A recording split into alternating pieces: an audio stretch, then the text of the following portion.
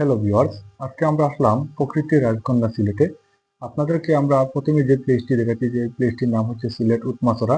এই জায়গাটি বর্তমান সোশ্যাল মিডিয়ায় অনেকটা ট্রেন্ডিং এর মধ্যেই রয়েছে। জায়গাটিকে আপনারা যদি না দেখে থাকেন তাহলে অনেকটা মিস করবেন।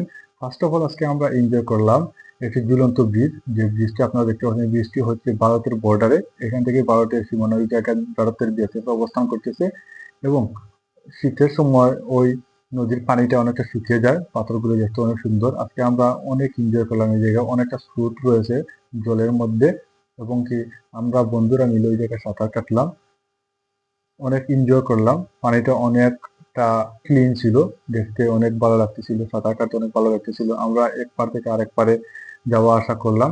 আজকে সব মিলিয়ে আমাদের অনেকটা ভালো কেটেছে এই সময়টা। বন্ধুরা, আর একটা কথা আপনাদেরকে আগেই বলতে চাই, আপনারা যদি এই জায়গাটিতে আসতে চান তাহলে আপনারা বাইক নিয়ে আসবেন। বাইক নিয়ে যদি আপনারা আসেন তাহলে আপনাদের জন্য খুবই ইজিলি হবে। আপনারা বাইক নিয়ে ডিরেক্ট স্পটে চলে আসতে পারবেন। আবার আপনারা লোকাল আসতে পারবেন, সিএনজি দিয়ে, বাস দিয়ে আসতে পারবেন, কিন্তু আপনাদেরকে অনেকটা ঝামেলা ফেস করতে হবে। আবার অনেকটা কাদামুক্ত রাস্তা, আপনারা গাড়ি নিয়ে যেতে পারবেন না, তাই বাইক নিয়ে আসলে সব থেকে বেশি ভালো হবে। আপনারা এই জায়গাটিকে যদি দেখতে আসতে পারে তাহলে অনেক এনজয় লাগবে, যদি না দেখে থাকেন তাহলে অনেক মিস করবেন। আপনারা অতি শীঘ্রই এই জায়গাটিতে আসতে পারবেন। সব থেকে বেশি বেটার হয় আপনারা সিলেট আম্বরখানা থেকে লোকাল বাসে উঠে আসতে পারবেন।